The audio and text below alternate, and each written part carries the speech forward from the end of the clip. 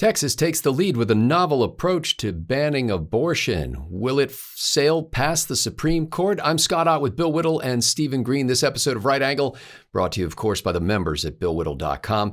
Gentlemen, the court this week heard arguments from both sides in a suit by abortion providers, they call them, abortionists, members of the abortion industry, whatever you want to classify them as, against a new law known as SB8 for Senate Bill 8 or the Texas Heartbeat Act, which in effect bans abortion after the 6th week or at the time when you can detect a heartbeat in the child. And the way that they did this is what's causing a stir at the court. And that is, there is no state official who is empowered to enforce the Texas Heartbeat Act. Instead, they invite citizens to sue abortion providers, and they guarantee them that if they should win, the plaintiff will receive at least $10,000 in damages for that lawsuit. So this was an attempt to basically bypass the judicial review at the federal level. And Stephen Green, it's gotten a hearing anyway. The court is not sitting in judgment over abortion itself or whether it should be legal or not, but whether or not Texas can do what they're doing to attempt it this way. And Steve, the upshot of the intent is that if abortion providers are tied down, even with failed lawsuits under this new act, that will restrict their ability to operate. And in fact, since September 1st, when the law went into effect, those abortionists are saying that their businesses are in effect shut down and that people should go to other states to try to get their abortions. Steve, this is an interesting way of approaching this, but when it comes to constitutionality and the rule of law and the risk of this becoming precedent that could be expanded to deal with other so-called constitutional rights, do you have any concerns about the approach? Yeah, I do. First, I want to say something about the left, particularly the progressive left, which is not at all liberal in the classic sense of the word. They've spent the last 100 years or so with this just incredible secret knowledge, this bit of Gnosticism that nobody else enjoys. See, the Constitution was written by people who were worried about government, especially at the federal level, at the distant level, becoming too powerful and ignoring the concerns and trampling the rights of American citizens. And they had fought a revolutionary war on this very thing. And then in support of the Constitution that they had written, they then proceeded to write a bunch of papers, these Federalist papers, explaining just how the Constitution was designed to prevent these government overreaches of power. But the progressives, thanks to their secret knowledge that the rest of us are unaware of, discovered these various keys that unlock the hidden statism inside the Constitution. And, they've been using the courts and all of these other various keys to expand these federal powers in ways that the founders would they'd take up arms against. And we can state this for a fact because the founders did take up arms against overweening political power. So you have that on the one side. On the other side, you have conservatives and libertarians who have basically been on the losing end of progressivism for the last century. And it's frustrating because once these secret doors that only the progressives have the keys to are unlocked, it's difficult or impossible to shove those government powers back inside the Constitution where they belong. So on a practical matter, I don't think this law works. I don't think it stands up in court. I don't think it's a particularly effective way of going about doing what the state of Texas feels is right for the citizens, residents of Texas.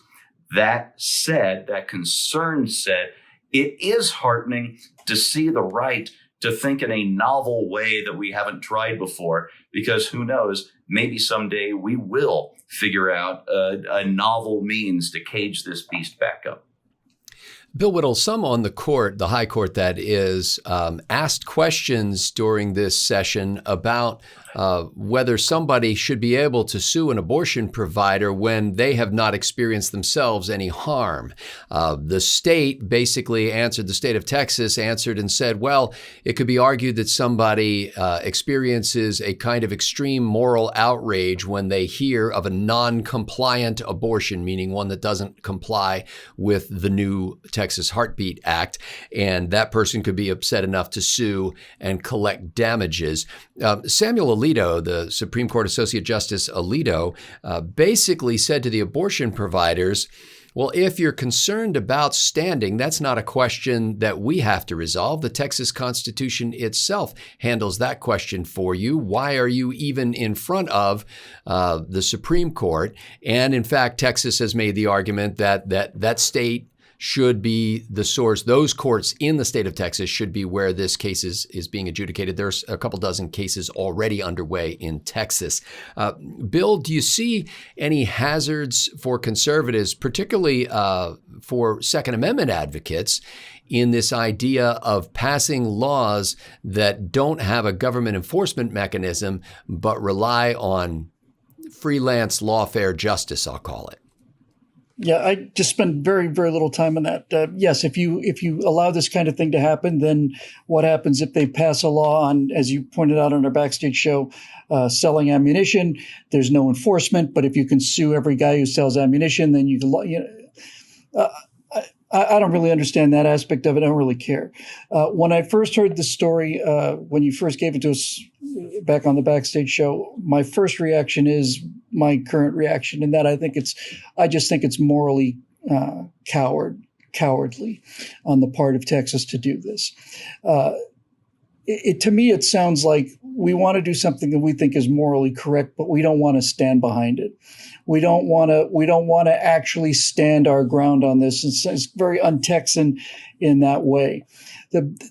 Not going to get into, I know this is not about the abortion issue, but the reason that this law is so dangerous to progressives is because the reason this abortion issue has gone on and is so difficult to resolve is because there are two endpoints. There's conception and birth.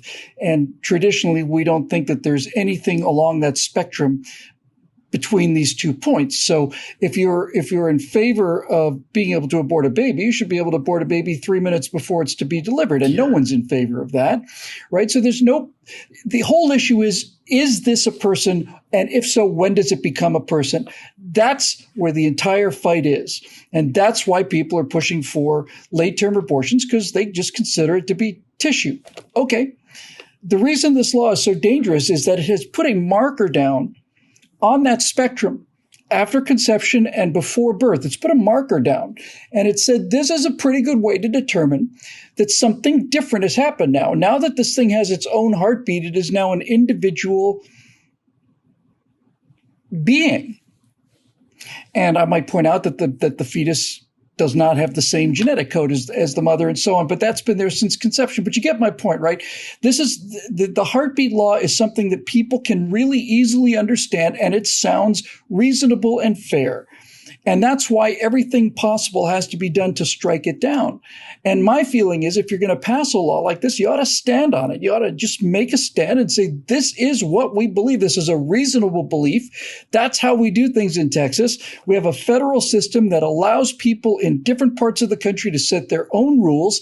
If you live in Alabama and you want to go gambling, then get on a plane and go to Nevada. I was in Tennessee when I was 13 years old, and I went to a restaurant in a dry county at the time. And here's what I remember about it.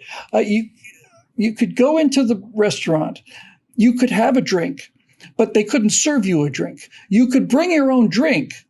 You could bring your own bottle, but the bottle could not rest on the table. The bottle had to rest on the floor. But as long as the bottle rested on the floor and the restaurant didn't sell it to you, then you can have a drink. And I thought, this is just absolutely insane. You know, I can understand a law that says no drinking, and I can understand a law that says you can drink whatever you want to, but this kind of thing is just plain cowardice. And that's my reaction to it, is that it strikes me as a cowardly way to enforce a law that I think makes a lot of sense. And if Texas is basically saying, well, we don't want to deal with the court troubles, then they're just kicking the can down the road. This is what Texas is supposed to be in front of these issues. And this doesn't sound like a very Texas way of dealing with this particular one.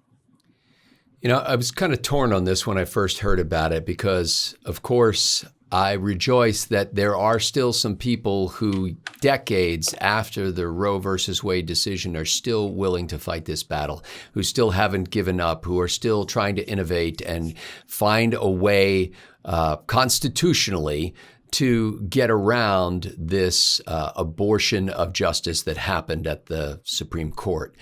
I admire the people who are trying. On the other hand, if you're to believe in a nation with the rule of law, then you don't pass laws that don't have enforcement mechanisms. You don't pass a law and say we're not going to enforce it and then kind of deputize an army of freelance attorneys to go out there and do what they can to enforce it themselves. I want to call that too clever by half. I mean, it's playing games with something that's deadly serious. And Bill is absolutely right. To quote Dr. Seuss, a person is a person, no matter how small. And so when we start to draw a dividing line and say, well, once you can hear the heartbeat, then you can't abort that baby, then you've already lost. You've sacrificed everything. And I understand the approach. Any little bit helps. If you can cut out some abortions, then that's better than cutting out no abortions. But I think ultimately, even the conservatives on the court are going to have, and pro-life conservatives on the court are going to have a hard time standing with this one. My guess is, if I had to guess, is that they will throw it back to the Texas courts, or at least the conservatives will wish to do that because it shouldn't even be in federal court to begin with. But I'm with Bill. I think Texas needs to stand up and say what they mean and take a stand behind what they mean. And I think the fundamental problem and the failure of conservatives and constitutionalists across the decades regarding this issue is that rather than trying to effectively make the case in a way that would persuade, we, the most passionate among us, have engaged in badgering and protesting and insulting and doing things to make a spectacle of ourselves, rather than actually trying to make the case of why this is important to people who don't already support us. And by the way, I will exempt from that critique the people who have quietly stood by abortion clinics and prayed. Those people deserve our applause and approbation, and most of their names you will never hear. But if you really believe in this issue, and I think many of those watching this show do, then you've got to believe that there has to be a constitutionally legal approach to this. But at the heart of it, it's a moral question. It's got to be resolved in the human heart, and that's going to take changing some hearts. And hearts don't change by badgering and insults and argument. Hearts change by repentance and conversion to a new way of thinking. And that's what we need to pray for. For Bill Whittle and Stephen Green, I'm Scott Ott. Thanks to the members at BillWhittle.com for making Right Angle possible.